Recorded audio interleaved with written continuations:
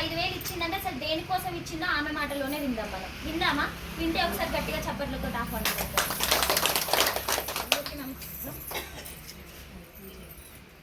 నాకు మా అమ్మ చనిపోయి 3 సంవత్సరాలు అవుతుంది. అప్పుడు ఒక 5,000 ఇచ్చిన.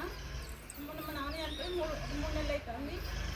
నేను ఇచ్చింది 5,000 పెద్ద గొప్ప ఏం కాదు, కానీ నాకున్నంతలో అది పెద్ద అమౌంట్. అది మా ఆయన ఆట నడుపుతాడు, నేను ఇంట్లో మిషన్ తీసుకుంటాను, నేను బయటకి ఏం పనిచేయను. నాకు ఒక బాబు. మా అమ్మ చాలామందికి ఎరక ధర్మపుల్లకు గుర్రాలకు ఊరే మనవడాలంటే అందరికీ తెలుసు. కొత్తపల్లి గెట్ కింద గ్రామ పంచాయతీలో పనిచేసేది మా అమ్మ. చాలా కష్టపడి బ్రతికింది.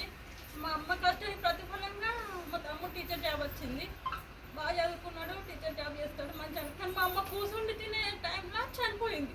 చాలా కష్టపడ్డది. మాకు నామోషి ఏం కాదు, కానీ ఇళ్ళ అడకచ్చి పెట్టిన రోజులు కూడా ఉన్నాయి మాకు లేకపోతే. కానీ ఇప్పుడు మేము మంచిగా బతికే టైంలో మా అమ్మ మా నాన్న లేరు మాతో.